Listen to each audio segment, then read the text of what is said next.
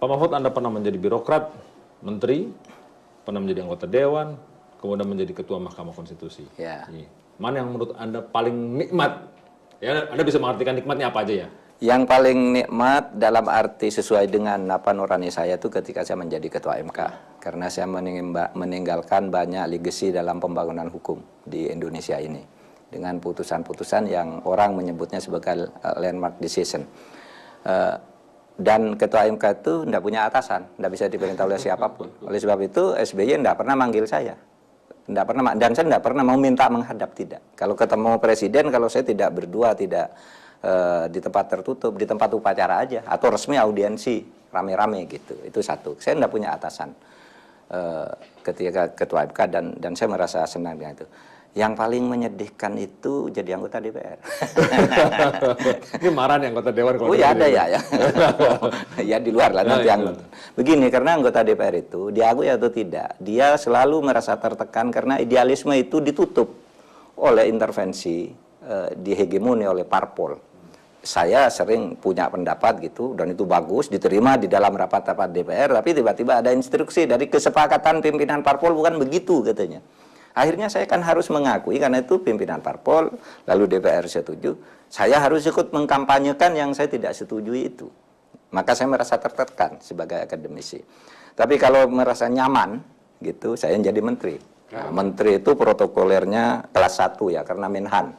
Menhan itu salah seorang yang di antara 3 menteri yang kalau presiden berhalangan, dia bisa jadi presiden bersama, kan.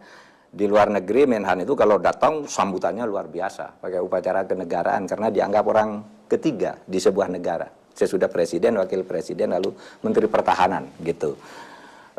Pengawalan dan macam-macam, fasilitasnya selalu VVIP gitu. Itu belum lagi uang pelaksanaan kegiatan sehari-hari mantap. Oh iya, budgetnya bagus gitu ya. Iya. Jadi itu juga enggak pernah kekurangan apa-apalah.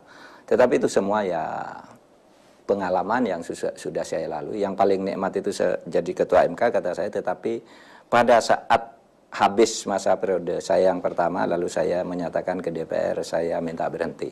Meskipun saya masih punya hak sekali lagi dan dapat prioritas untuk terus. Untuk dipilih kedua kali. Kenapa Anda mengatakan seperti itu? Ya pada waktu itu ini saya sudah berprestasi dan saya ingin ada sirkulasi yang baik dan saya ingin bebas ngomong politik, menilai situasi negara dan sebagainya. Kalau jadi ketua MK kan tidak boleh menilai ini, menilai itu. Nanti kalau jadi perkara sudah ada konflik. Itu karena Anda suka menilai tadi?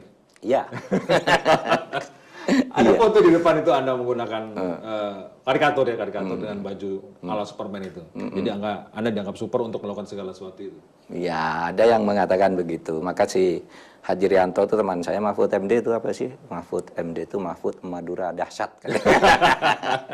Ya, terserah kawan. Tapi gara-gara Pak Mahfud yang tidak mau dipilih untuk yang kedua kali, kemudian menjadi sebuah aib karena Pak Akil ada di situ. Oh ya, itu jadi bukan urusan saya. Dan banyak yang menuduh gitu. Oh itu Pak Mahfud tuh kadernya, Pak Akil tuh kadernya Pak Mahfud katanya. Pak Mahfud yang mendukung. Saya bilang di mana? Saya keluar tanggal 1, dia dipilih tanggal 5. Jadi 5 hari itu kosong, nggak ada ketuanya, dirangkap oleh wakil ketua Pak Sodiki. Baru hari ke-5 dia dipilih, saya nggak ikut campur. Tetapi bahwa saya sudah terpilih saya katakan baik, ya baik. Masa saya mau katakan jelek gitu? Kan tidak boleh. Lalu terjadi aib yang dampaknya sampai sekarang saya kira ya, sampai sekarang. Pak Mahfud sekali lagi di penghujung. Kalau kita ini melihat tadi diskusi kita bahwa ada persoalan ini, persoalan itu, ada masalah ekonomi yang juga masih belum selesai, belum naik-naik, ada hukum yang saya masih pesimis dan diamini oleh Pak Mahfud. Apa kita kemudian sejelek itu Indonesia ini? Itu pertanyaan sering ditanyakan ke saya dan saya ingin katakan bahwa sebenarnya kita tuh masih cukup baik dan memberi harapan untuk maju. Sekurang-kurangnya lebih baik dari beberapa negara dan beberapa kawasan lain. Misalnya di Afrika itu pemilunya selalu curang gitu ya. Seperti contoh Robert Mugabe itu pemilu ya. Dia pemilu lalu suara-suara, kata suara itu diangkut ke kantor kepresidenan, dia hitung sendiri lalu diumumkan saya menang 92% katanya. Tidak ada saksinya siapa yang menghitung dan sebagainya. Itu kan jorok demokrasi. Tapi juga kita jauh lebih baik misalnya dibandingkan dengan situasi di Syria. Terlalu ekstrim membandingkan dengan Syria. Ya, Syria, Turki, Afghanistan, Pakistan. Yang hampir setiap hari selalu ada berita bom meledak. Bayangkan kalau Anda hidup di kawasan itu, di daerah-daerah itu, mau ke pasar takut, mau ngelepas anak sekolah, bahkan kalau di Syria, di Aleppo itu anak sudah nggak bisa sekolah lagi.